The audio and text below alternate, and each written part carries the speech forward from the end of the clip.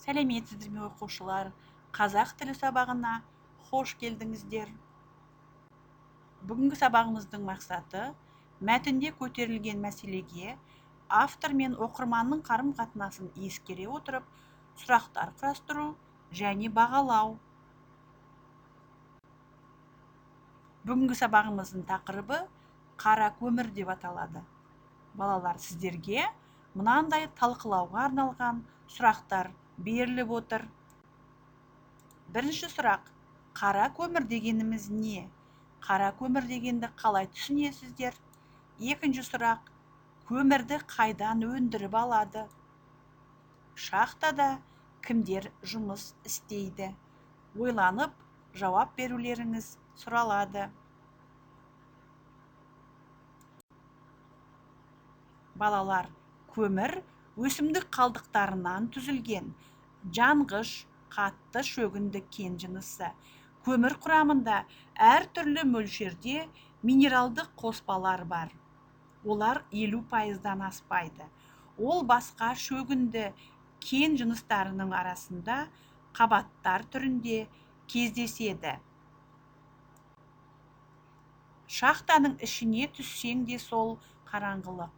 Қолыңа ұстатқан керосин фонарь мен тар шахтаны бойлай жүргенде алдыңнан адам итерген, не ат сүйреген көмір тиеулі вагонеткалар кездесетін.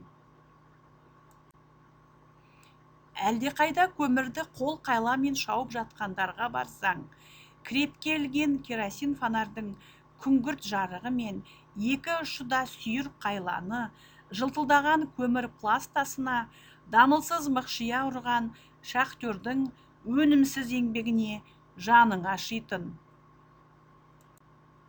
Енді ше? Енді шахтаға электр лифтімен түсесің. Оның тазалығы да, жылдамдығы да Москвадағы гостиницалардағы лифттерге ұқсайды. Шахтаның ішіне түссең, ол да электрленген бір кең сарай. Тізбектелген вагонеткалар көмірді қазір электр күшімен ғана тасиды. Көлбей жасалған шахталардан тізбектеліп өздері шығып жатады. Тік шахталарда да машиналар көтереді. Көмірдің қазылып жатқан жеріне барсаң, бүкіл денесімен тұтаса қимылдап жатқан тау комбайндарын көресіздер. Олар көмірді қазып жатқан сияқты емес, көмір аталатын жердің өзегін үздіксіз және мол сорып жатқан сияқты. Соған қарап тұрып, тапқыш адам ойының көмірге арнап шығарған бұл қуатына қайран қаласың да тұрасың. Біз оқылым мәтінімен танысып болдық. Енді бірінші тапсырма: өткен сабақтағы оқылым мәтіні мен салыстыра талдау.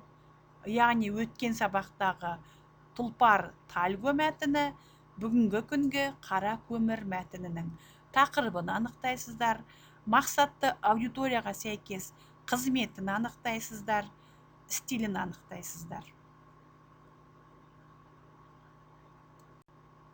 Екінші тапсырма: журналист пен көмір өндіруші шахтердің арасында сұхбат жазыңдар. Интервьюде сөздерді іріктеп, түрлендіріп, талғаммен қолданыңдар. Жұмысымызды салыстырып көрейік. Журналист: сіз кім болып және осы мамандық бойынша қанша уақыт жұмыс істейсіз? Шахтердің жауабы: мен шахтермін, еңбек өтілім 24 жыл. Сіздің міндеттеріңіз қандай? Шахтада әркім өз қызметін өз лауазымына сәйкес орындайды. Мен тау-кен жұмысшысымын. Менің жұмысым көмірді өндіру және алу. Шахтада ең қауіпті жұмыстар қалай аталады? Шахтада жарылыс жұмыстарын жүргізушілердің жұмысы қауіпті. Егер бірдеңе дұрыс болмаса, олар бірінші зардап шегеді. Неге сіз шахтер мамандығын таңдадыңыз? Мен шахтер еңбегінің беделі мен жоғары жалақысына байланысты мамандықты таңдадым. Өздік жұмыс. Қазақстандағы ауыр индустрияның болашағы тақырыбында аргументті эссе жазыңыздар. Бүгінгі сабақ бойынша кері байланыс 3-2-1 стратегиясы бойынша жүргізілмек. Сабақта алған 3 маңызды ақпаратты, қиындық келтірген 2 мәселені, сабақта ұнаған 1 аспектіні жазыңыз. Оқушылар, сабағымыз аяқталды. Назар қойып тыңдағандарыңызға рахмет.